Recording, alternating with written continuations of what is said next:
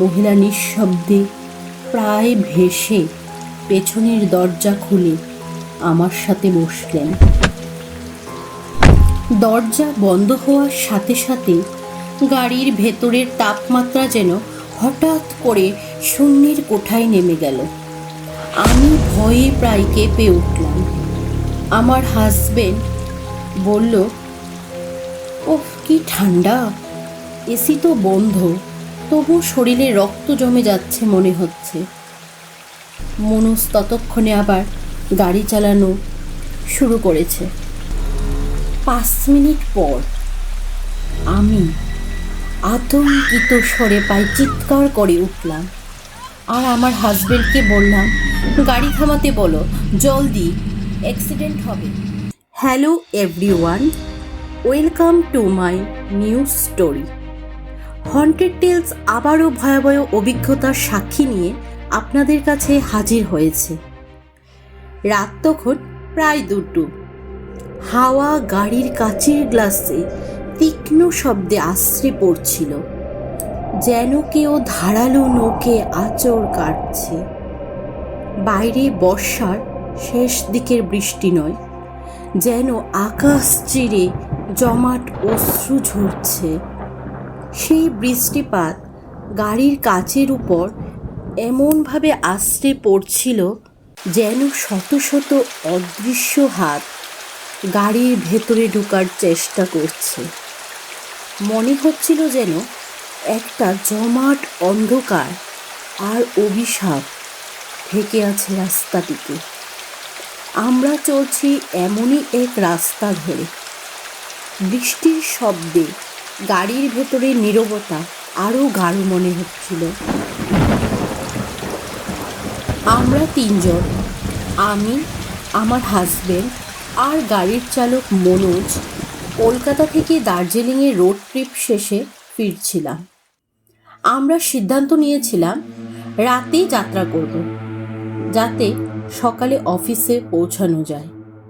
কিন্তু এই সিদ্ধান্ত যে আমাদের জীবনের সবচেয়ে ভয়াবহ অভিজ্ঞতার জন্ম দেবে তা কল্পনাও করিনি। স্কিপ না করে পুরোটা হাড়হিম করা কাহিনী শুনুন, আশা করি আপনাদেরও গায়ে কাটা দেবে। হেডফোন ব্যবহার করলে আরও ভালো লাগবে। আচ্ছা, মূল স্টোরিতে আবার ফিরে আসি। আমরা তখন কার্শিয়াংয়ের ঘন জঙ্গল এলাকা পেরোচ্ছি। এই পথটা এমনিতেই খুব নির্জন, তার উপর রাত বিরেতে একটা গাড়িও চোখে পড়ছিল না।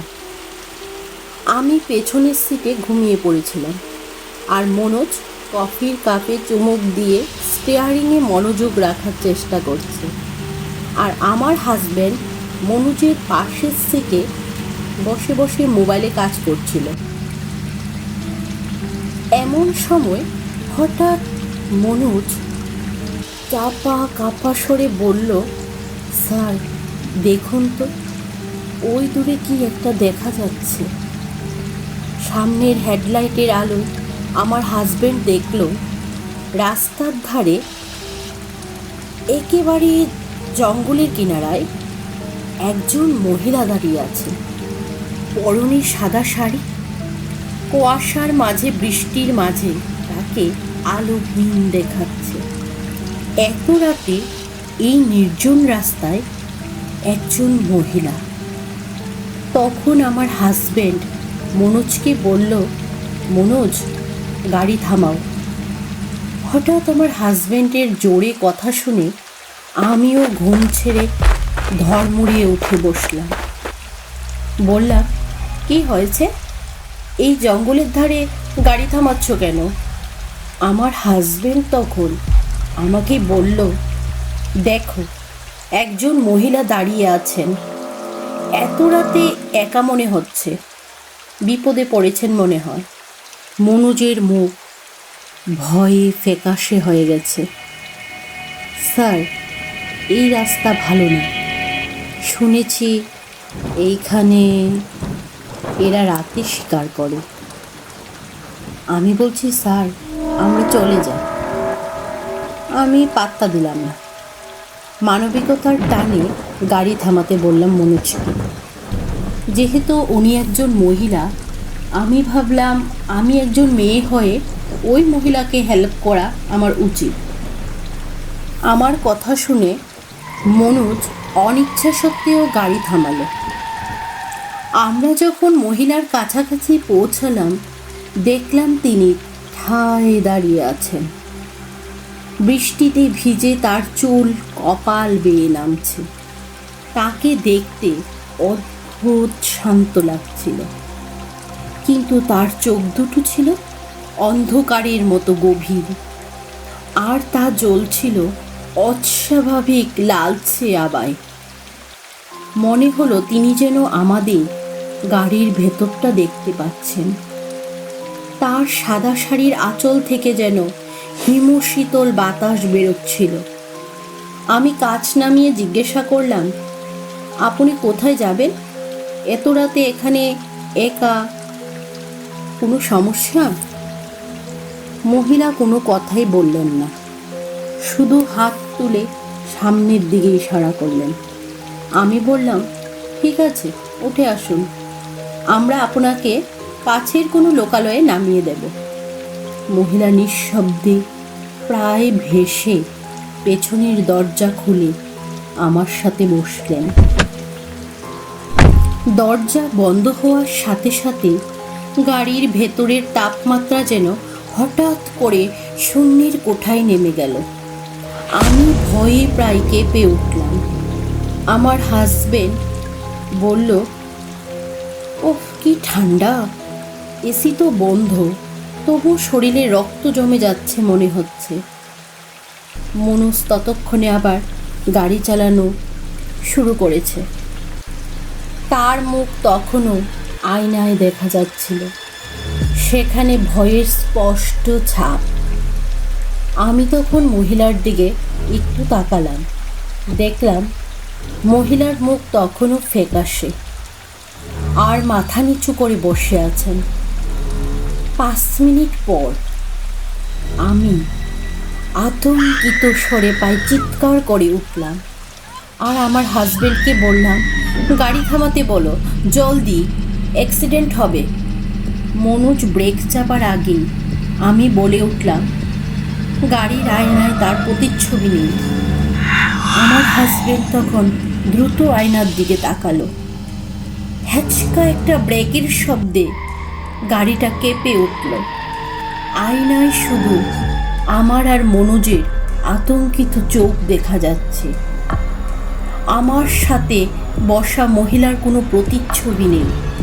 মনোজের মুখ দিয়ে কোনো কথা আসলো না। আমরা তিনজনেই পাশে তাকিয়ে দেখলাম সিট ফাঁকা। নিমিষের মধ্যে মহিলা উধাও, কিন্তু তার বসার জায়গাটা গভীর ভেজা, যেন একদলা ঠান্ডা জলের প্রবাহ মিশে আছে সিটের চামড়ার সাথে। আর একটা পচা শ্যাওলার তীব্র গন্ধ নাকে এলো। ভেজা স্থানটি হাত দিয়ে ছুঁয়ে দেখি সেটি বরফের চেয়েও শীতল, যেন কোনো জলাশয়ের নিচ থেকে তুলে আনা হয়েছে। ভয়ে আমাদের হাত পা অবশ হয়ে গেল। মনোজ দ্রুত সামনের দিকে তাকালো। যেখানে আমরা এসে থেমেছি ঠিক তার 10 ফুট দূরে রাস্তাটা হঠাৎ করে শেষ হয়ে গেছে। সামনে একটা বিশাল বহু পুরানো শিমুল গাছ, তার শিকড়গুলো সাপের মতো রাস্তাটিকে জড়িয়ে ধরেছে। গাছটা এমনভাবে দাঁড়িয়ে আছে, মনে হচ্ছে কেউ যেন ইচ্ছে করে রাস্তা থেকে আমাদের অনিবার্য মৃত্যুটিকে সরিয়ে দিয়েছে। আমরা বুঝতে পারলাম মহিলাটি আমাদের বাঁচিয়েছেন, কিন্তু কেন? এই প্রশ্নটি মনে আসতেই শিরদাঁড়া দিয়ে ঠান্ডা স্রোত নেমে গেল। মনোজ দ্রুত গাড়ি ঘুরিয়ে প্রায় 100 কিলোমিটার পাগলের মতো গাড়ি চালানোর পর আমরা একটা ধাবায় দাঁড়ালাম। আমরা যখন গাড়ি থেকে নামছিলাম তখন আমার হাজবেন্ড লক্ষ্য করলো তার বাম হাতের কবজিতে 3টি ঠান্ডা গভীর আঁচড়ের দাগ। সেই রাতে গাড়ির পেছনের সিটে যে এসেছিল সে শুধু আমাদের জীবনই বাঁচায়নি, একটা চিহ্নও রেখে গেছে। আর সঙ্গে গাড়ির কাচের উপরে লেখা ছিল, তোমরা আবার আসবে, ইউ উইল কাম এগেইন। সেই পথের নিঃশব্দ অতিথি হয়ে আসা সেই সাদা শাড়ির মহিলার কথা আমরা আর কোনো দিন ভুলতে পারিনি, কারণ সেই ঠান্ডা আঁচড়ের দাগগুলো আজও আমাদের মনে করিয়ে দেয় আমরা তার কাছে ঋণী, এবং ঋণ শোধ করার জন্য তিনি যে কোনো সময় ফিরে আসতে পারেন। তো আমাদের হন্টেড টেলসের স্টোরিগুলো কীরকম লাগছে আপনাদের জানাবেন, আর পেজটিকে সাপোর্ট করে আমাদের পাশে থাকবেন। ধন্যবাদ।